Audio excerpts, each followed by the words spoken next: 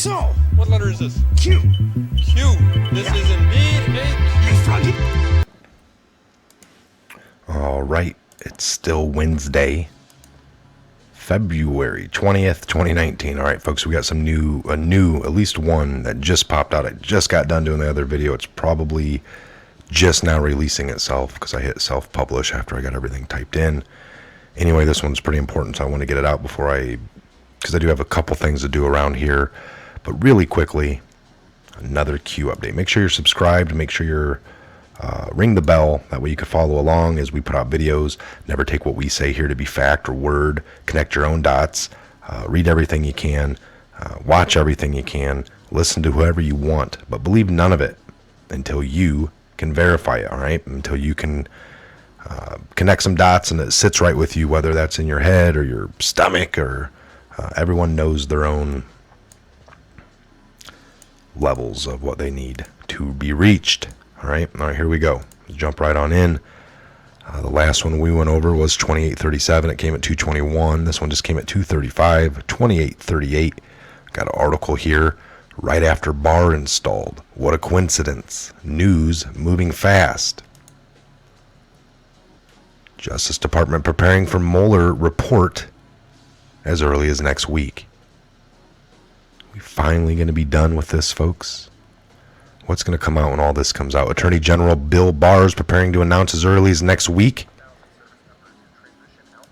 Okay. Is preparing to announce as early as next week that the completion of the special counsel Robert Mueller's Russia investigation, with plan for Barr to submit to Congress soon after a summary of Mueller's confidential report, according to people familiar with the plans. The preparations are the clearest indication yet that Mueller is nearly done with his almost 2-year investigation. The precise timing of the announcement is subject to change. The scope and the contours of what Barr will send to Congress remain unclear. Also unclear is how long it will take justice officials to prepare what will be submitted to lawmakers. But with President Donald Trump soon to travel overseas for a summit with North Korean leader Kim Jong-un, justice officials are mindful of not interfering with the White House's diplomatic efforts, which could impact the timing. The Justice Department and Special Counsel's office declined to comment. Barr has said that he wants to be as transparent as possible with Congress and the public, consistent with the rules of law. Under the Special Counsel regulations, Mueller must submit a confidential report to the Attorney General at the conclusion of his work, but the rules don't require it to be shared with Congress, or by extension, the public.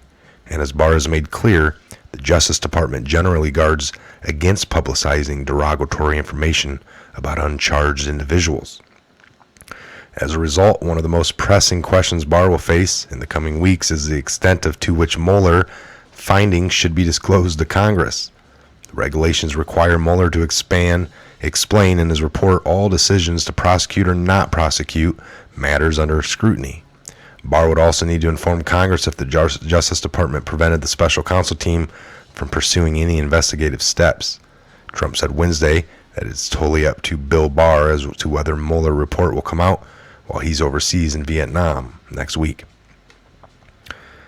So, we kind of know, folks, well,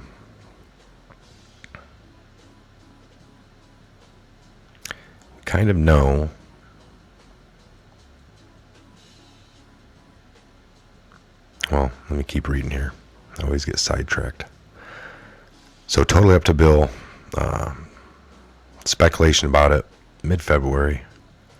Life after Mueller. While the Mueller investigation may soon come to close, there continue to be court cases that will be handed out by other federal prosecutors.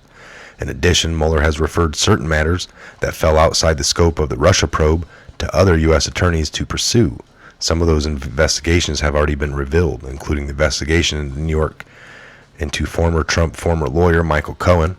That probe has spawned subsequent federal investigations in New York and the Trump Organization and Trump Inaugural Committee.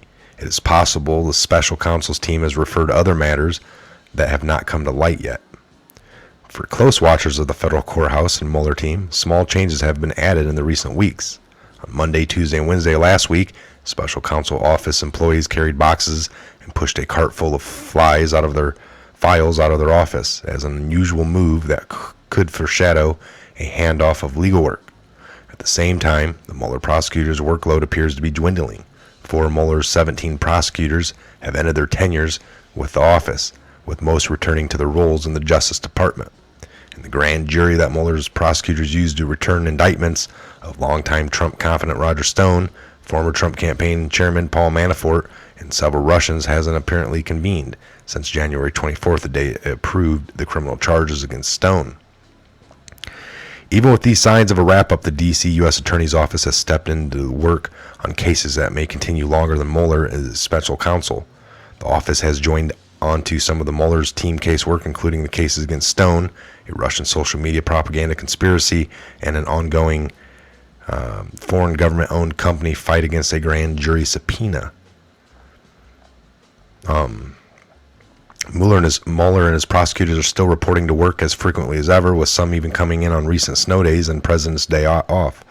But also visiting them more often than ever before are the prosecutors from the D.C. U.S. Attorney's Office and others in the Justice Department who've worked on the Mueller cases.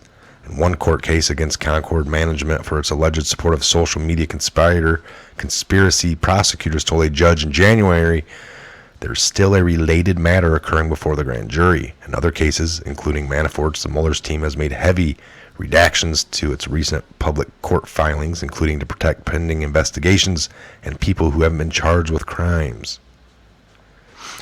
So some of these that we already know about from all that, everyone's like, oh, we already got Manafort. These are all handed off and then prosecuted separately, and that's why they hit the limelight and everyone knows about it. Oh, this is from Mueller's work. But what about the meat of his? Does he have a list of people that he found Russia colluding? Is it just looking at Trump, or did things that he looked at lead him back to people that put the plants in place, the people that were trying to make it look bad on Trump? Did that lead back to all these other people? Are those the people that are going to come out with when Mueller's done? That would be a hell of a finale. These people are all fine with Stone and Manafort and George Papadopoulos and this Carter. So you think about that. Next week, as early as next week, 2838. All right, looks like we got nothing more. This is a short one, but we just want to get that out to you. There you have it. 2,838 Q dropped today. It's 2,838 in the series, and the drops, all the breadcrumbs from the beginning, last October of 2017, late October, 28th, 27th, 28th of October. All right, I'm Mike. This is a Patriot Hour. God bless, Godspeed each and every one of you worldwide. We'll see you back here on the next Patriot Hour update video coming later this afternoon, early evening, late this afternoon. If there's anything more, Q updates or any breaking news, folks, that's where we're at. So make sure you're subscribed. Hit the backup channel. It's all down below in the description box. Leave a comment. Share across your social media platforms. That helps beat the algorithms. Give us a thumbs up. We truly appreciate it. Thank you. Have a great day.